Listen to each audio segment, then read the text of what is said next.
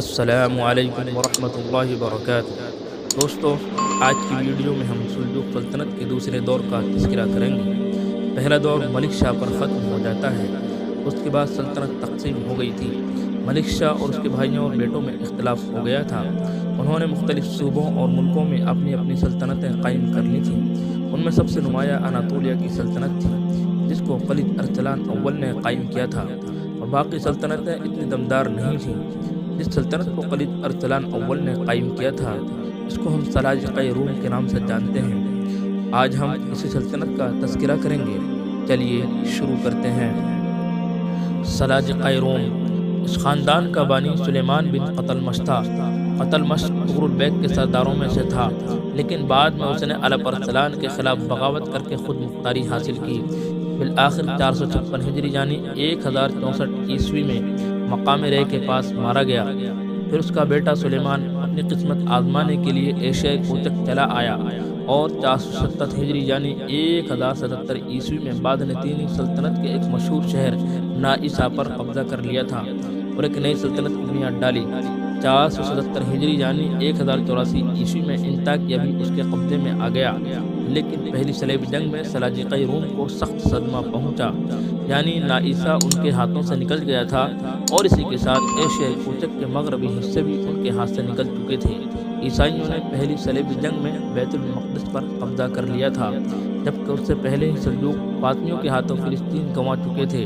اب صرف ایشیا کوچک کا اندرونی حصہ ان کے پاس باقی رہ گیا تھا، لیکن وہاں بھی دانش مندیوں سے مقابلہ تھا۔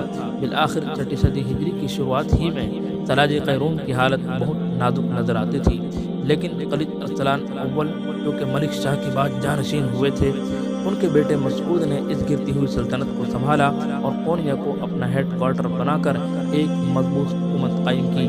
اور اس کے جانشین خلیج ارسلان ثانی نے اپنی فتوحات سے سلطنت میں اضافہ کیا، دانش مندیوں کو ہرا کر انہیں اپنا محکوم بنایا۔ 578 ہجری یعنی 1182 عیسوی میں خلیج ارسلان ثانی کا انتقال ہو گیا اور اس کی جگہ اس کا چھوٹا بیٹا غیاث الدین کے خسرو اول تخت نشین ہوا۔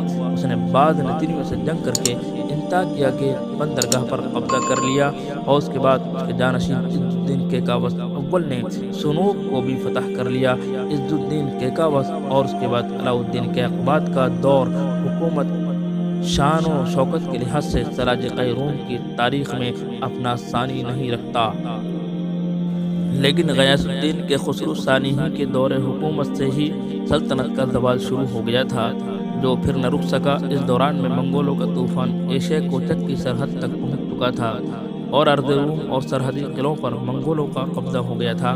آخرکار 641 ہجری یعنی 1243 عیسوی میں فوزاواخ کی جنگ نے دولت سلجوقیہ کی قسمت کا فیصلہ کر دیا اور آل سلجوق کی آزادی ہمیشہ کے لیے ختم ہو گئی۔ صلح کے بعد منگول واپس چلے گئے، لیکن 643 ہجری یعنی 1245 عیسوی میں کہ خسرو ثانی کی وفات پر اس کے 3 لڑکوں کی مشترکہ حکومت کی وجہ سے سلطنت میں بدنظمی پیدا ہو گئی، تو منگولوں نے پھر سے حملے شروع کر دیے۔ اس درمیان میں ایک لڑکا مر گیا اور تخت کے دعوے دار بقیہ 2 لڑکے عز الدین اور رکن الدین باقی رہ گئے۔ ہلاکو نے سلطنت کو دونوں بھائیوں کے درمیان تقسیم کر دیا۔ مغربی حصے عز الدین کیکاوس ثانی کو اور مشرقی یعنی پوروی حصے رکن الدین خلیج ارسلان رابع کو دیے، لیکن حکومت دراصل منگولوں کی تھی اور سلجوق سلطانوں کا معزول ہونا اور تخت نشین ہونا انہی کے ہاتھوں میں تھا۔ منگولوں کے ظلم سے عاجز آ کر امرائے سلطنت نے اہل مصر سے مدد کی درخواست کی اور مصریوں نے ایشیا کوچک میں منگولوں کو شکست دے کر بھگا دیا، لیکن ان کی واپسی کے بعد منگولوں نے پوری طرح بدلہ لیا اور دولت سلجوقیہ کے رہے سہے اقتدار کو بھی خاک میں ملا دیا۔ سلطنت کی کمزوری سے فائدہ اٹھا کر متعدد امراء نے مختلف صوبوں میں خود مختار حکومتیں قائم کر لیں۔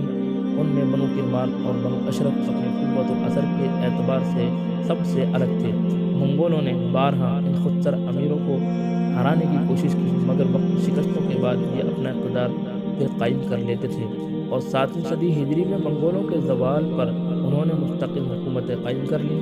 چنانچہ دولت سلجوقیہ کے خاتمے کے قریب ایشیا کوچک میں صادر خان، عروسی، ایدین، تکا، حمید، کرمانیہ، کرمیان، قسطمونی اور مششہ کی خودسر حکومتیں قائم ہو چکی تھیں۔